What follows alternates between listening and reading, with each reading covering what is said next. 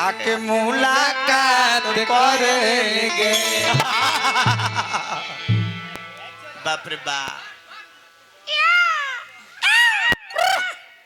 ए मनीषा अरे आखरी हाउ हमरो रमनावा तू कबे री बात करे लगे। आखरी हाउ हमरे रमनावा तू कबे बात करे लगे। मनीषा आखरी हाउ हमरो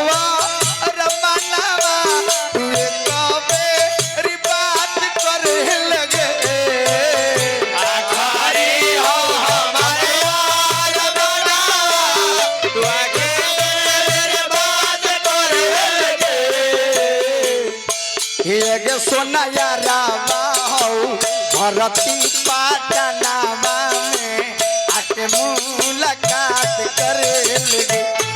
सोना यारा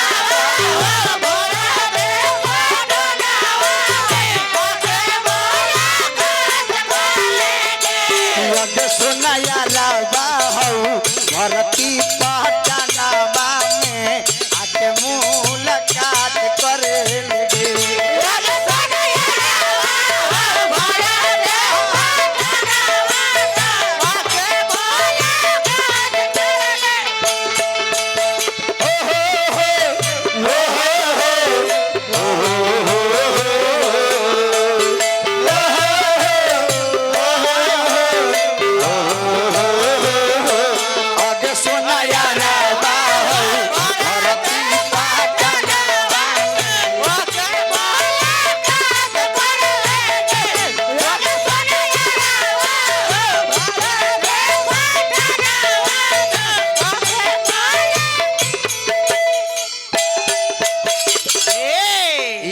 प्रोग्राम जौन बा लागो रह के बा यहाँ के जौन प्रोग्राम बा कमे कमे यूट्यूब चैनल वाला पूरा भारत वर्ष में ई रउआ गांव के प्रोग्राम देखी लो।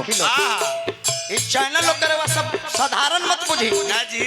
10-10 लाख के लोग के सब्सक्राइबर बा।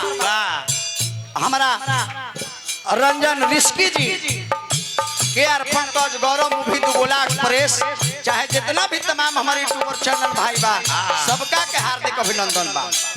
यह गाना पर खुश होकर मिशन 2026 पंचायत कतारू मुखिया उम्मीदवार मनीष कुमार छोटका के तरफ से पुरस्कार बा। हार्दिक अभिनंदन बा। मरे घर पनिया आई दी जान गे।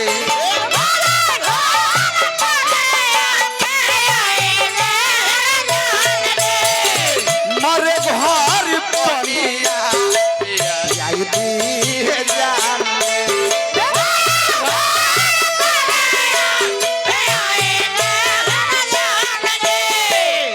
फना बढ़ाई दी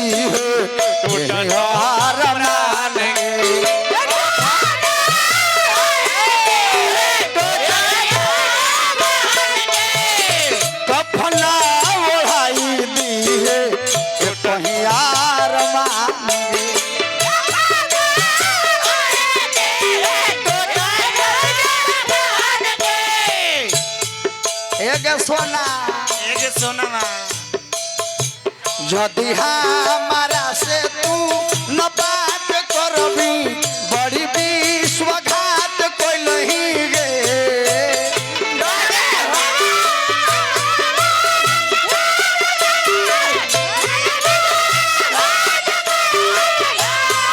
सोना यारा भरती पाटनावा में आके मुलाकात करे।